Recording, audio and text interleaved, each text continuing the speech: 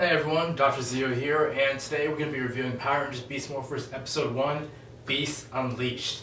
And oh my gosh, this might be a slight exaggeration, but I think Power Rangers is back.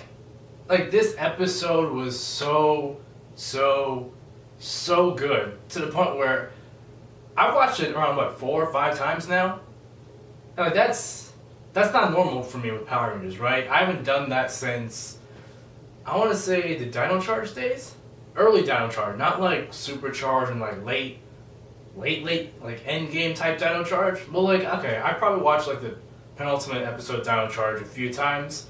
But Dino Supercharge, I didn't really watch it that much. Like, I didn't repeat watch the episodes. I'll probably go back through it for an eventual review or some type of analysis later on, but like, I didn't really watch them that much just because I felt like there was a drop in quality going from Dino Charge to Dino Supercharge, and then even Ninja Steel I haven't really watched. I think the only episode I've watched maybe twice is the premiere, right? Even Dimensions in Danger, I haven't watched that multiple times, despite actually liking the episode. It wasn't that bad. It sort of had its problems, it wasn't perfect, but it honestly wasn't that bad. But speaking of Dimensions in Danger, the guy who directed that episode, I think his name is Simon Bennett, he directed the premiere of Beast Morphers, and you did an amazing job. But jumping right into the episode started off with a cold open. Now, I know that's not anything abnormal for an episode of Power Rangers. You usually have, episode of Power Rangers begins, sets up the episode, and then boom, your opening theme, right? Then maybe a commercial break, or you go back to the episode for a few minutes and then commercial break. But I think the unique thing here with Beast Morphers, and I hope it does set a precedent, not just for the premiere, but going forward, is that going into the episode with that cold open, you get the title crawl of Beast Unleashed, and then you get the announcer, not the announcer, but this news lady who's setting up the whole premise of the episode, in that in this city, I think it's Coral Reef, I think its name is, I completely forgot this. They've mentioned it a few times in the episode, and it's also on the logo of the big old organization in the show, which is called Grid Battle Force. But essentially, the whole big thing with Beast Morphers and the whole season is that this organization called Grid Battle Force had tapped into the Morphin Grid, and now they're utilizing the energy that gives off, basically the energy that the Power Rangers draw from, to power their town with clean energy, right? And so they're using their town as a test run, and then they eventually want to go global with the whole concept or the whole project. And that's super interesting.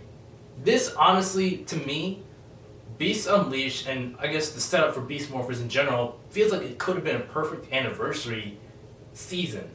There are some references to previous seasons as you go along in the episode, which it felt organic. It didn't feel forced. It didn't feel rushed. It felt very well paced, and the references felt on point, and like they knew what they were talking about, and they were paying homage to past seasons, not just past Saban brand seasons, as well as some of the old school Saban seasons. That was very nice. But basically, the lady says that they're going to be using what's called Morph X. Basically, they've liquefied the energy that the Morphin Grid gives off. They're going to be using that to power the city with clean energy. And like, they have these like giant towers. If you've seen the Tokimei Sentai Go Busters, they turned the Enertron towers into the Morph X towers. They'll be using that. I guess they'll be placing that all around the city. Different towers to kind of power the city. So you'll have that powering up maybe something in place of electricity, or something that would be normally powered by coal. So maybe your electricity in your house or something of that nature. Maybe like a car production company using that in place of whatever powers the assembly line. Just things like that. And that's what they could do with that is so interesting, right? And at the same time, I want to know what other Ranger teams think about some random city using their technology to power their city and to go global and power up the whole world.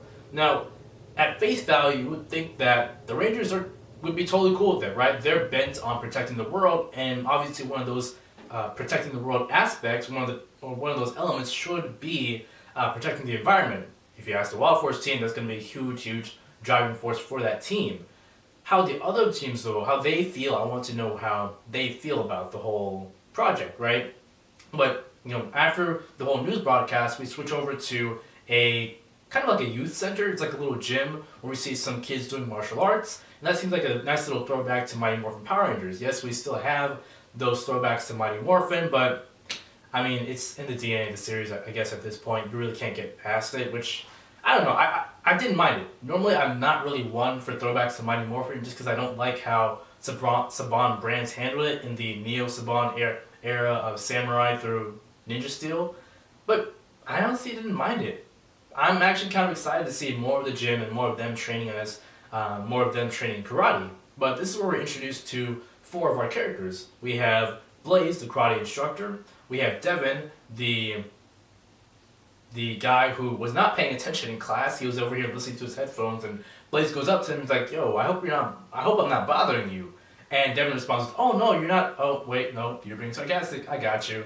And then so Blaze is like, "Okay, so, if you can leave if you want to." He's like, why aren't you paying attention? And Devin responds with, "Because this isn't all that challenging for me." This guy Blaze, his response isn't, "Okay, let's give you something more challenging," or let's arrange a time to where I can go ahead and teach you one-on-one. You're obviously a higher belt than all these other kids, or you feel like you're not being challenged enough by this class. Let's do something about it. No, Blaze isn't logical whatsoever. His first response is to get super violent and attack Devin, which results in a very, very nice fight scene. Like, I would play that over and over again if I could. And it's during this fight scene that we get our first taste of the music of the season, or at least the background music. That background music is so, so good. Going with the theme of this season, it has like a techno-ish feel, like a techno, kind of, I want to say grungy feel to it. Like there's like this sound in the background that kind of feels like it's like growling. It's playing into the animal theme of the season, and I absolutely love it. It heightens the fight and makes it more. It made me feel amped up. It made me want to watch the scene, as I already said, over and over again. Well, essentially, the scene ends with Devin beating Blaze, showing that, okay, yeah, that might have been a challenge for me, but I'm all good. So we know that both Blaze and Devin are both competent martial artists. That's good. That's going to be good later on in the season. During the fight, though, we have 2 more people that we're introduced to, 2 more regular cast members. We have Ravi, who's going to end up being the Blue Ranger, and we have Roxy, someone who's going to end up being one of the evil Rangers of the season.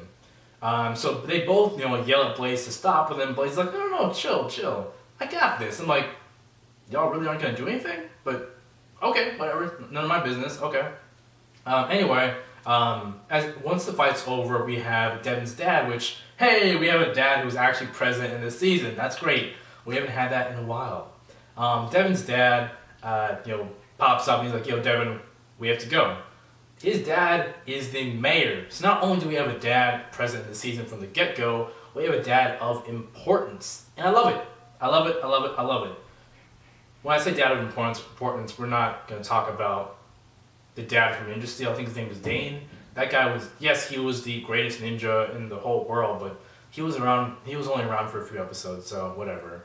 But anyway, at that point, they ride into Dad's limo to go to the Great Battle Force, where the Dad's going to go in there. He's going to, I guess, talk to them about their project, because that today is the day where the Great Battle Force is going to open up Morph X, and there's going to be a big old ceremony, which, of course, the mayor is the one who's going to speak at that ceremony, right? Now, the mayor does not like the fact that Devin, he thinks that Devin's wasting his time doing martial arts and playing video games, which is pretty funny given today's climate. You can easily monetize the martial arts and the video games into some type of career, whether that be making videos on YouTube, or making, being a Twitch streamer. And I really hope that factors into Devin's lifestyle at some point in time. I want him to kind of dabble in that and see how that coincides with him being a ranger, whether that's used to teach him the lesson of the day, or whether that's just used to teach him, okay, being a ranger is a serious job. You can't really have your cake and eat it too, because it seemed like Devin, he wanted to go into the Great Battle Force to do their battle simulator. he wasn't really taking the whole operation seriously, which is something that comes up later on in the episode as well. But yeah, so going back to Mayor Daniels, oh yeah, right, his name, so Devin's last name is Daniels, so we have Mayor Daniels, his dad. But yeah, so Mayor Daniels does not approve of the whole Morph X thing at all. And that leads to him, when he goes into Grid Battle Force, Devin sneaks in as well by taking a picture of his dad's ID badge.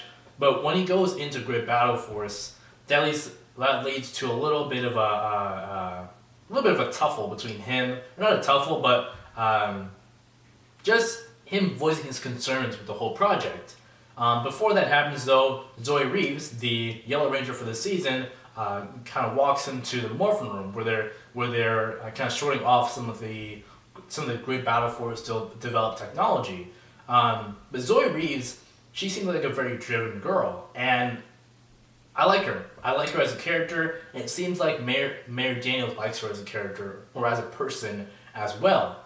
And that's going to be so interesting because that has so much promise for the future of the season. Because given the fact that both Devin and Zoe are Rangers, and the fact that Commander Shaw, the female, she's a female, which is amazing. The female commander of Grid Battle Force, she doesn't want anybody else outside the organization knowing their secret identities, Mayor Daniels included. Given the fact that those two individuals are Rangers on the team and Mayor Daniels opposes the whole Grid Battle Force, that presents two potential conflicts. One being the fact that Mayor Daniels' son's is a Ranger. How is he going to feel when he eventually finds out, gets that scene where he's like, oh snap, my kid is a Ranger. What's that going to look like? Will he oppose it? Will he commend his son for not being lazy and taking charge of his life and protecting the world? Kind of like a Wes and Mr. Collins type thing. Maybe we'll harken back to Time Force in that way. Or, maybe he'll oppose the whole thing. He'll be like, no, you can't be a Ranger anymore. I want you off this team. I'm going to go talk to Commander Shaw right now or tomorrow or whatever. I want to see what that conflict looks like. On the flip side, we have the fact that with Zoe, with Mayor Daniels liking Zoe's work ethic, she was a Grid Battle Force cadet, but then she got rejected from the Ranger program, so now she's manning the laundry team. But even though she's in that position, she doesn't let that get her down. She still has that drive and that determination, and she has ideas for the ways to use Morph X. She wants to use it as Morph X bikes and so on and so forth, and that's great. I want to see those ideas come into fruition. There was a video that we saw of some B-roll of kids doing martial arts, just that kind of generic stuff, interspersed with American footage of Beast Morphers, and we saw the Yellow Ranger on a bike. So I'm guessing maybe somewhere in the series she gets to help develop that Morph X powered bike, or she gets to use it or something like that. And that's nice. That makes me excited. That makes me excited to see where she's going to go in the future of Beast Morphers. But anyway, Mayor Daniels seems like he approves of her work ethic. So with those two being on the team, I'm wondering if there's ever a point in the series where all three of them are in the same room. I'm wondering if he's going to voice his approval of her work ethic and what she's doing with her life, much to Devin's disdain. Yeah, I want to see how that works out. But anyway, Mayor Daniels goes into Grid Battle Force and he meets up with Commander Shaw, the whole person behind this whole project, the commander of Grid Battle Force, and she introduces Mayor Daniels to Nate Silva, the child prodigy of the whole organization. At 6 years old, I believe he joined Grid Battle Force, and at 10 years old, he tapped into the Morphin Grid and kind of helped kickstart this whole thing. How did this 10-year-old tap into the Morphin Grid? I want to know how this happened. I want to know all about Nate. I want to know all about Nate. But anyway, he starts showing them the various weapons, he starts talking to them about why he's excited about Morph X. And Commander Shaw is like, yeah, Mayor Daniels feels a different way about all this. And Mayor Daniels is like, yeah, no, I don't like it. I don't like any of this. And then, holding the Morph X in his hand, he's like, from, every villain from other dimensions, from Repulsa to Sledge to Galvanex, you've set up a beacon for them. They're going to want to come here and get this power. You've basically gift wrapped the Rangers' powers in like a little box. We've had previous Ranger teams where the villains came to the Rangers and came to their town just for the purpose of taking their powers. And it's like, you've made a target out of our town. And I'm like, that is one hell of a conflict. This dude has a very good point. I'm so glad he brought that up. I'm so glad he brought that up. Like, oh my god, I want to see that go places. I really, really do. But to kind of alleviate his fears that we're not going to have a team to protect us, Commander Shaw and Nate take him to a different room. I think that's the actual Morph X room, or the Morphin room, or whatever it was called. And that's where we have our weapons of the season, and that's where Nate starts showing him like some teleportation technology they're using, as well as the Ranger stuff. So they reveal that we thought about this. We're developing our own Ranger team, and Mayor Daniels kind of seems like okay, you guys are developing your own Ranger team. I think he may or may not be okay with it, knowing that knowledge. I couldn't really read the scene too well, but I hope he's not. I hope that it kind of alleviates his fears, but I hope he's not totally backed down from the idea that this is all a bad idea, because I think that narrative could go places in the future of this season. But then he sees 3 people underneath some capsules, right? He's like, okay, why don't you introduce me to your team? Commander Shaw's like, those people, that's all secret. I can't have them. I can't, they have secret identities. I can't tell you that. Surely you understand. And he's like, okay, yeah, I understand. Okay, fine, whatever. And so he leaves, and by this point, Devin's in the room with them. He's hiding behind some boxes, and he notices something on the computer, some weird text and some bluish liquid flowing into the Morph X, and like a snake growling at him. He throws himself back. They find him. They throw him in jail. But he's trying to tell them, yo, there's something wrong with this. There's a virus or something inside of your computer. It looks like a serpent. And so Commander Shaw has Nate do a test to make sure that nothing's wrong. Understandably so. Even though Nate's already done some tests, she wants to be 100% sure that nothing's infected with Morph X, because this is about to launch, and if something goes wrong, that's going to be very, very bad for them. But yeah, once Mayor Daniels actually leaves the facility, we get back to the action. Devin gets arrested and put into their little holding cell, presumably so that they can call Mayor Daniels back once the ceremony is over and explain the whole situation, but whatever.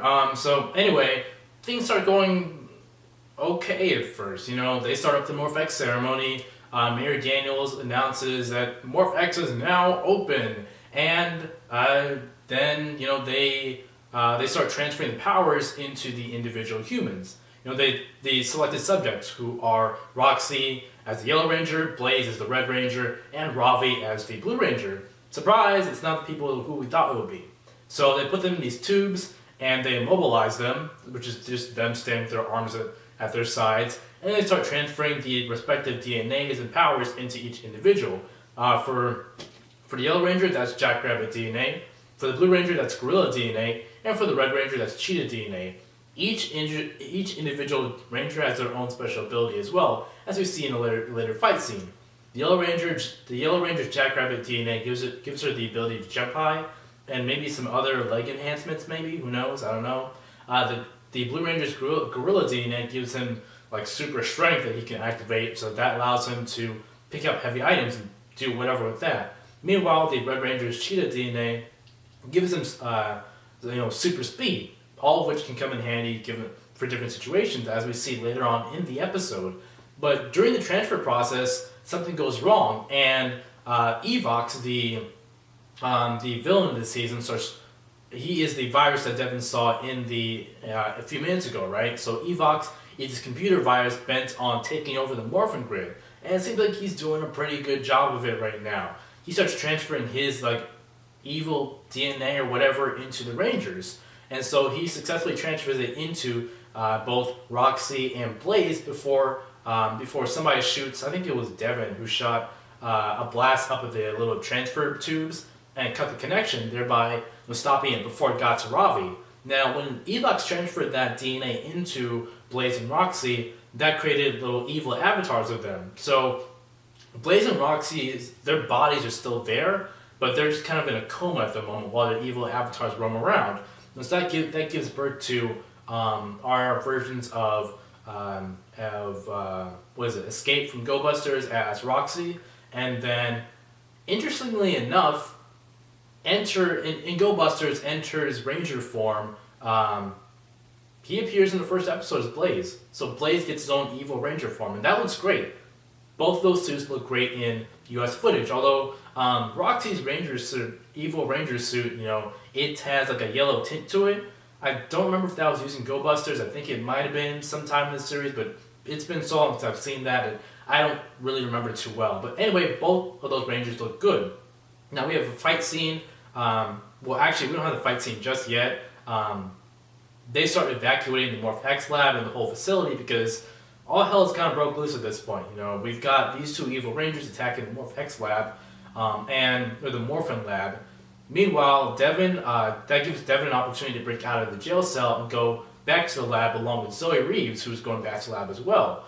And it leads to a funny exchange of dialogue between the two where Devin and Zoe meet up at the door and they kind of look inside to see, okay, what's going on over here? And, Devin's like, are you security? And she's like, no, I'm just laundry. And then she's like, you? And he's like, no, I'm just breaking in or something like that. And I'm like, that's good. That's really good dialogue. And it actually got me to chuckle. Like, that was funny. Makes me think that we don't need a comedic duo. Personally, I've never been one to really like comedic duos in Power Rangers, whether it was Bulk and Skull outside of Countdown to Destruction or the Neo Saban comedic duos. I don't think that they're necessary. I'm more of the person who likes just give the Rangers funny lines. I think that's all we really need. Having a comedic duo takes away from it's jarring for me. And there is a comedic duo in this season who I haven't really talked about. I think their names are Ben and I can't remember the girl's name. I'm sorry about that. But yeah, Ben and his sister, I think they're supposed to be twins. They're security guards, and they tried to go into the Morphin lab when they saw Zoe running past them, but then they got stuck in a laundry chute. It really wasn't funny. I don't know why they're here. I guess I don't know. I guess at this point we just have to accept the fact that comedic duos are a thing in Power Rangers and they're going to be a thing going forward. I'm not really a fan of them, but I'll accept it, They're not as bad as Victor and Monty, I'll say that much. They're not as bad as Victor and Monty or Bulk and Spike. I will say that much. But anyway, aside from that, once Devin and Zoe actually get into the Morphin lab, what's his name wakes up. Ravi wakes up and he sees Roxy laying there. So he immediately goes to Roxy and he sees that she's unconscious. And he looks up at Blaze, who Devin is fighting Blaze and Zoe's fighting Roxy at the moment. And he's mad. This boy is pissed off for a good reason. Earlier in the episode, before they were about to get into the little morphin tubes or whatever, Roxy and Ravi had a little conversation. Roxy and Ravi were in a relationship, but they had to break up because I guess Rangers can't be in a relationship. Maybe that's some type of rule that Commander Shaw instated for who knows what. But it seems like both of them are compliant to the rule, but at the same time, both of them don't like it.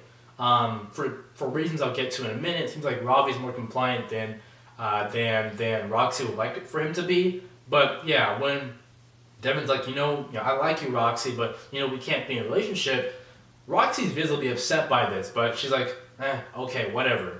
Well, no, she doesn't say whatever, but she's visibly upset. She clearly likes Ravi and she wants to be in a relationship with him, and this bothers her. And so the reason I mention that now is because with Ravi immediately going to Roxy's body, he completely sidestepped Blaze, and he goes into rage mode, and he goes immediately to attack Blaze's avatar. He does not check on Blaze's body whatsoever. He does not care about Blaze and his body whatsoever. Thereby making the whole Rangers can't be a relationship thing, that's a really good... Commander Shaw has a good point to instate that as a rule, because it brings up a potential conflict in that if your significant other is in danger, your first instinct is going to be to protect them. Screw everybody else around you, I have somebody else who I'm obligated to protect, because I have a deeper connection to that person than I do the rest of my teammates. By stating that rule, Commander Shaw is trying to mitigate that possibility. Of course, she can't stop those two from having feelings for each other. She knows that they are still going to have feelings for each other, but she's trying to nip the bud in any potential mishaps on the field as possible. And I'm down for that. I'm down for that. I'm also down for the potential conflict that's going to arise in the future, because Ravi feels guilty. Ravi thinks that he drove them apart, as he states later on in the episode, and I like that. I like him really thinking about his decision to cut off the relationship, and presumably not to give any pushback toward his mom about forcing them to cut off the relationship. I want to see what that looks like in future episodes. But anyway, we get a good fight scene with some really, really good music. Seriously, the music in the season is really good so far. I'm loving it. I want to see more of it. I want to see more musical numbers and more background music from this season. But we get a good unmorphed fight scene between the three individuals, Ravi, Devin, and Zoe, and Blaze and Roxy's avatars. At which point, Blaze and Roxy have the three of them bound by something, and then they push them into the morphin tubes, right? And then Nate, who's been there the whole time, shoots at this thing. He cuts off the tentacles, and then he forces the three to transform into Power Rangers. So at that point, they show off their new abilities. They fight Roxy and Blaze, and they force teleport Roxy and Blaze to another dimension. Something I'm going to bring up later on as well. But at that point, battle's over. We have our new team of Rangers. They weren't our expected team of Rangers, but they're our new team of Rangers nonetheless. Fantastic. And then afterwards, we see Roxy and Blaze in some tubes, which I don't know if it's just me being me, but it felt like that was like a nice little harken back to In Space when we saw Zane in his tube. It felt like that kind of a scene. Like we had Ravi sitting over Roxy's tube, and he was sad. He felt like he pushed them apart, and he's visibly upset by all this, and I like that. It was a nice scene. At which point then, afterwards, he introduces himself to the other two Rangers, and they introduce themselves. It's a nice little moment between the new team. Commander Shaw then enters the scene and says, okay, you guys are the new Power Rangers, and then Ravi's like, I'll make you proud, Mom. And the other two are like, whoa, Mom. So we have two Rangers with important parental figures who are both people of color. That's great. I love it. I love it. I love it. And the fact that a Ranger has a mom. We haven't had a Ranger with a mom since I think Power Rangers Mystic Force with Nick and Udonna. That's been a long, long time now. That's 2006 I think? So that's almost 13 years without a Ranger who has had an active mother, not just a mother, but an active mother figure in a season. And the fact that she's a commander means that she's going to have a very active role in the Rangers' lives, whether that's training them, giving them orders during battle, or any potential drama between herself, the Rangers, or even herself and Ravi. And I like it. I like it. But yeah, that's basically the episode. I didn't talk about the theme song. The theme song is good. Love it. It's short, but it's good. It has a techno feel to it, and I like it. So basically that's the episode. That's Power Rangers Beast Morphers Episode 1, Beats Unleashed. It was a good episode. It was a fantastic episode, and I can't wait to see more from the series. I'm not going to give it a score just because I don't like review scores, so that's not going to be my thing. I want people to watch the review and think of it what they will. I want them to pay attention to the actual content and not to an arbitrary score that I attach to at the end of the episode or at the end of the video. That's not my thing. But what is my thing is we're actually going to do what I want to do, which is going to be a question of the episode, right? Little questions I have that I hope get answered in the future episodes. So question number 1, what was the original purpose of Great Battle Force?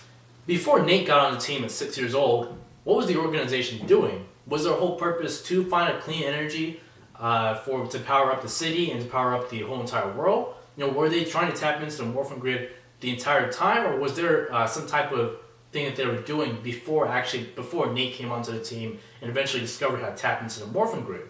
I want to know more about the history of Grid Battle Force. I want to know what Commander Shaw's role was originally in the whole Grid Battle Force foundation. I want to know how that all came to be. I want to see more. I also want to know how the other Ranger teams feel about Grid Battle Force being a thing, and whether or not Lightspeed Rescue and Mac's dad from Overdrive had a say in Grid Battle Force's operations and had any influence on what they were doing, because those are both government-made Ranger teams. I think having them have some say into what's going on would be a nice little continuity nod. I also want to know Grid Battle Force tapping into the Morphin Grid and having access to that for use around the city and around the world would have any adverse effects on the Morphin Grid itself, either for our Rangers or for any of the Rangers' power sources in the future.